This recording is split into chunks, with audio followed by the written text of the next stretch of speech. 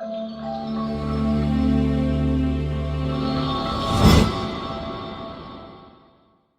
back to the channel. My name is Ryan, and today we're discussing kind of more of an opinion video, more than just my opinions on stuff rather than just facts. But we're discussing is, should court storming from the fans be banned?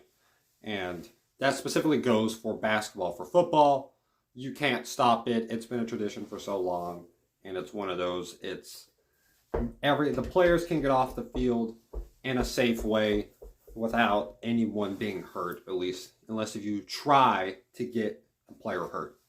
You know what I mean? And usually by that point of the game, it's a blowout. Sometimes it's not, sometimes it is, but usually the players have no problems with that. And also, who wants to mess with a college football player? They're like 6'5", 260, jacked. So like, who would want to do that? See what I mean? But there was a situation when the Duke-Wake Forest game that Wake Forest ends up beating Duke in a very good game. Let's be able to watch it. Very good game. Packed crowd, sold out crowd in Wake Forest. You had a feeling that this could be one of these games that Wake Forest could catch lightning in a bottle type of thing and somehow win this game. They beat a top 10 team, and yeah, this is a big win for Wake Forest, and let's celebrate as a fan base and as a whole team. That includes your fan base. Kyle Filipowski, one of the Duke's, probably the Duke's best player, is kind of just trying to walk off the court.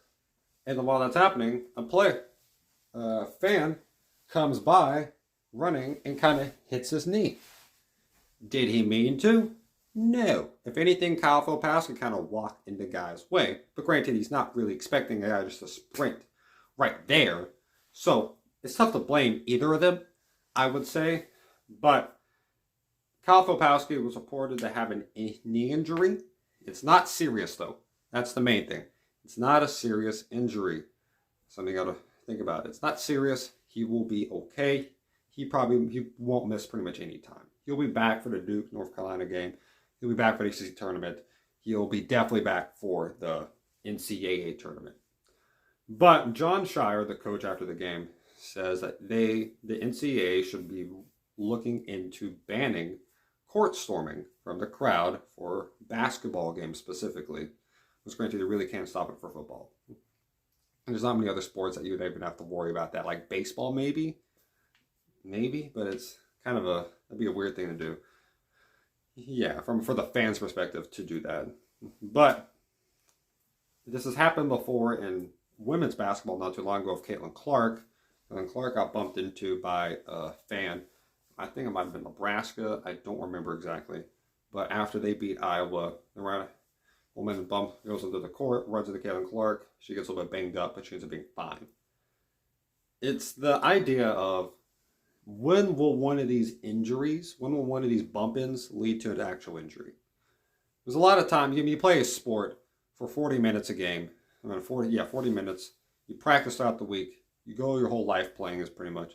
A little bump-in will probably not hurt you. It will probably not. It will probably not injure you, I should say. It might hurt, but it will not injure you. But it's the idea of trying to keep that from happening. Should college basketball still allow court storming? I think so. I still think so. It's not hard to get off the court. Let's be honest. I've played basketball all my life in that way. I've been to very important games. I've been to many important sports games in general. And it's not hard to walk from on center court to out of bounds. Take about 4 steps at the most. Pretty much depending on. And a guy like Kyle Filipowski got off there in 3. And it wasn't like it was a buzzer beater. They were down by 4 with 2 seconds left. You're not coming back from that. You're not. I don't even remember if they had the ball or not, but it was kind of known. They're not coming back from this. Get off the court at that point. You know they're going to storm the court. You know thousands of people are going to rush it. Hundreds of thousands of people. Move. Just start in your mind thinking possibly going out. And I know that's probably something that well, college basketball players shouldn't be thinking that. Well, it's a celebration for a team that usually has not had a bunch of college basketball success. They've not made a tournament in 7 years, Wake Forest hasn't. So this is probably their biggest win they've had in that time. So the fan base wants to celebrate with them. Let them celebrate with them. And if you're Duke, you understand that. Okay, we got to get off. We got to get off in this time to keep us safe. There's probably a way you can, if you really want to, keep security in front of everyone and say, if you do rush the floor, you will get arrested or something like that, or do what they kind of do for the NBA Finals and have like this yellow tape around keeping people from that area. I'm not sure how much that will work though, but yeah, it's a thing. You could find the school a lot, but granted, like Tennessee threw a whole goalpost into a river or a lake. Yeah, a body of water, and it cost Tennessee like $500,000. Do you think the fans were thinking of that? No. A lot of times they don't think of stuff like that during the time because they're just trying to celebrate. They're trying to celebrate this win, big accomplishment for Wake Forest. Shout out to Wake Forest, by the way. And yeah, I don't think it should be banned. I really don't. They've had a few incidences this year, but it makes it more of a memorable moment, I would say. No one's got injured from this. They might have got little collisions, but it's nothing serious. It's nothing bad. It's the idea of, a little bumping. Yeah. Yeah. Well, I would say the only thing I'd worry about for court storming is if a player's pissed off and tries to hit one of the fans.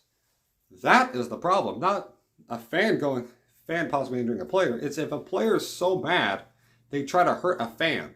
That is more what I'm thinking of when it comes to this stuff.